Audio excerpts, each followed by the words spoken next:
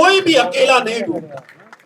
इसलिए जब आपको नफरत की गोलियां दी जाती हैं और आपको बताया जाता है कि एक पार्टी की बाकायदा अल्पसंख्यक मोर्चे की महिला कहती है कि मुसलमानों को नौकरियों से बाहर कर दो, मुसलमानों को सरकारी और जो प्राइवेट नौकरियां उन्हें नौकरियां मत दो, आपको लगता है कि वो केवल मुसलमानों की बात कर रहे हैं? वो आपकी भी बात कर रहे हैं। अगर इस देश में कोई मुसलमान या कोई अल्पसंख्यक इसलिए असुरक्षित महसूस करता है कि उसकी पूजा पद्धति भिन्न है, तो हमें हम पर शर्मिंदा होना चाहिए। क्या ये सवाल नीट के सवाल से अलग है? नहीं है। जब तक आपको ये सिखाया जाता रहेगा कि ये सवाल आपके सवाल किसानों के सवाल से अलग है, जब तक आपको ये बताया जाता रहेगा कि आपके सवाल स्त्रियों के सवाल से अलग है, आपके सवाल अल्पसंख्यकों के सवाल से अलग है, यकीन मानिए आप कभी भी अपने सवालों के लिए भी आवाज नहीं उठा पाएंगे। क्योंकि गणतंत्र एक व्यक्ति के लिए नहीं बचता। गणतंत्र को अगर बचना होता है, लोकतंत्र को अगर बचना होता है, तो पूरी समाज के लिए, पूरे नागरिकों के लिए होना होता है। अगर हम ऐसा नहीं कर पा रहे हैं तो फिर सवाल हम पर भी उठता है। एक छोटी सी बात,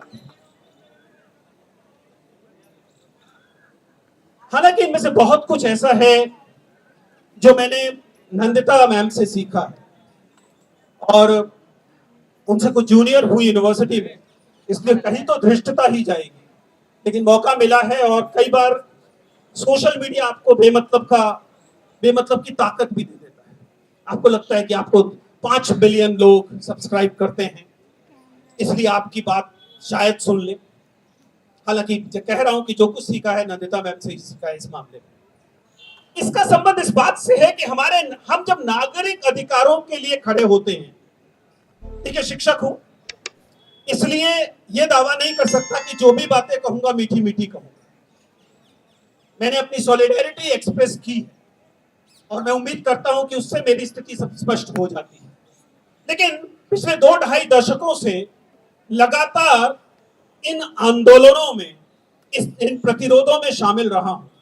उसके चलते प्रोटेस्ट लिटरेसी की बेसिक सी समझ पैदा हुई और मैं आपसे शेयर करना चाहता हूं, क्योंकि आप में से बहुत लोग ऐसे होंगे जिनके लिए यह आंदोलन पहला आंदोलन होगा, राइट?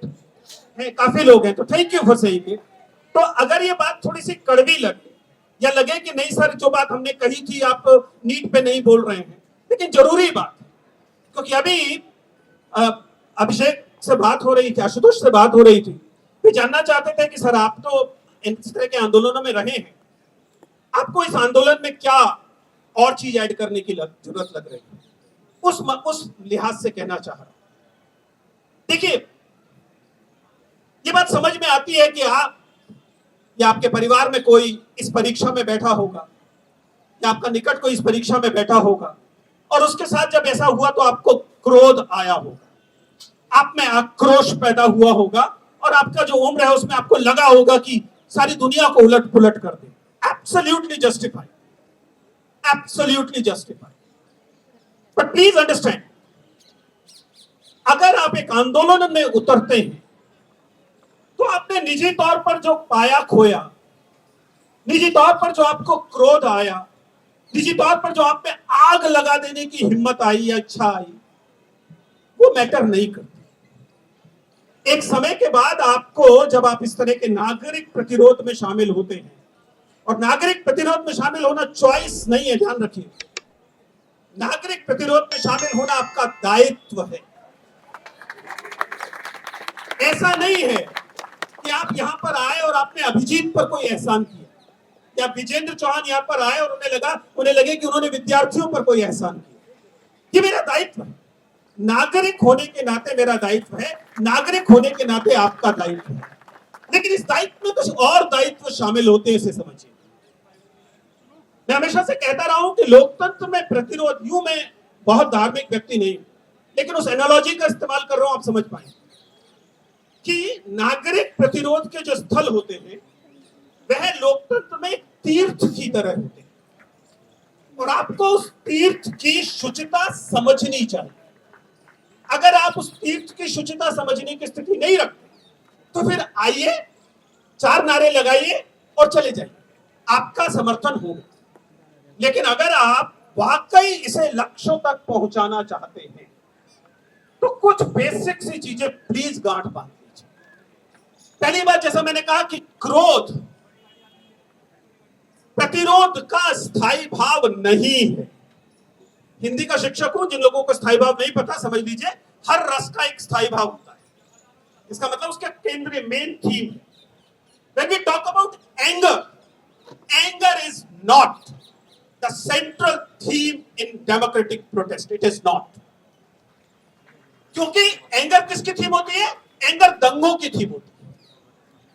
आप दंगा करने नहीं आए हैं, भले ही धर्मेंद्र प्रधान आपको कितनी बार दहशत गर्दों की बी टीम कहें, आपको पता है कि आप नहीं।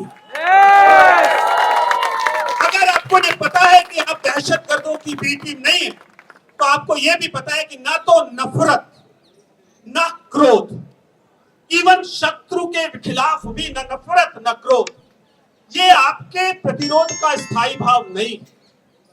आप पूछेंगे सर फिर स्थायी भाव है क्या? हम किस जोश किस भाव से आए? हिंदी का शिक्षक हूं, फिर से वही जाऊंगा, वीरता है। और वीरता का स्थायी भाव कौन जानता है क्या होता है? वीरता का स्थायी भाव है उत्साह। आप ठीक वैसे जैसे कि कोई युद्ध में उतरता है सैनिक, अगर युद्ध में उतरता हुआ सैनिक केवल क्रोध से भरा हुआ है तो मारा जाए। अगर वो उत्साह से भरा हुआ है तो उसका दिमाग ठिकाने पर होगा और उसे पता होगा कि कौन शत्रु है, कहां शत्रु है। क्योंकि ये वैसा युद्ध नहीं है जैसा आप फिल्मों में देखते हैं कि शत्रुओं की यूनिफॉर्म दूसरी है और आपकी यूनिफॉर्म दूसरी है। आपको नहीं पता, आपको नहीं पता कि आपका शत्रु कौन है। लेकिन उत्साह वह चीज है जो आपको आदि से अंत तक लेकर जाती है। उसे थामे रहे। क्या इसका मतलब यह है कि हम मायूस होकर, निराश होकर, एकदम मुर्दनी से भरे हुए चेहरे के साथ संघर्ष कर सकते हैं? नहीं कर सकते। आपके संघर्ष में वो जोश आपके चेहरे पर होना चाहिए और आपके अंदर वह उत्साह दिखाई देना चाहिए और आप में प्रसन्नता देखनी चाहिए। नंदिता मैम ने एक बार मुझे बताया था कि प्रोटेस्ट जो है, डिसेंट जो है, वो सेलिब्रेशन ऑफ डेमोक्रेसी है। आप समझ पा रहे?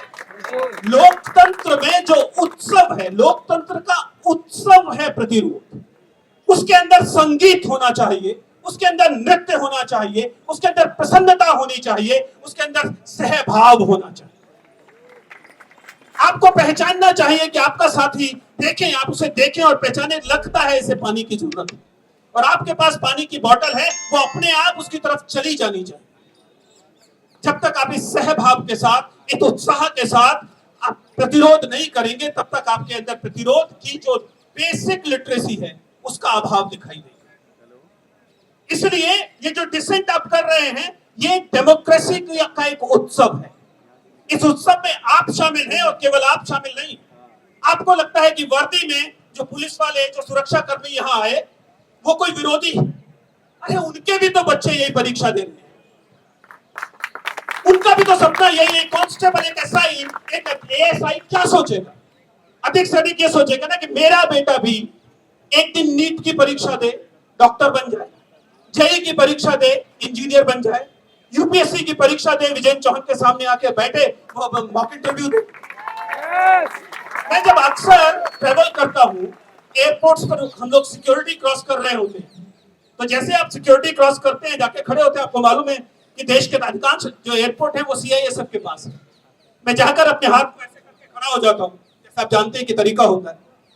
और वह कांस्टेबल या एसआई जो सामने बैठा हुआ है, उसके हाथ में मेटल डिटेक्टर है, वो पूरी मुस्तैदी से मेरी जांच करता है, पूरी मुस्तैदी से मेरी जांच करता है। और जब ओके हो जाता है, उसके बाद नमस्ते करता है और कहता है, सर मेरा बेटा है, 8वीं क्लास में है, 10वीं क्लास में है, वो आपसे बात करना चाहेगा, हम आपके इंट्रोड्यूस देखते हैं, बहुत पसंद आता है। वो अपनी ड्यूटी नहीं छोड़ता मेरे लिए, लेकिन उसका सपना वही है जो आपके पिताजी का सपना है। इस लोकतंत्र में वो अपनी भूमिका में है, आप अपनी भूमिका में। आप इस लोकतंत्र के उत्सव में अपनी भूमिका अदा कर रहे हैं, वो अपनी भूमिका अदा कर रहे हैं, इसलिए वो शत्रु नहीं। शत्रु तो लगातार इनविजिबल रहेगा। शत्रु को तो चाहिए पूरा निकोबार।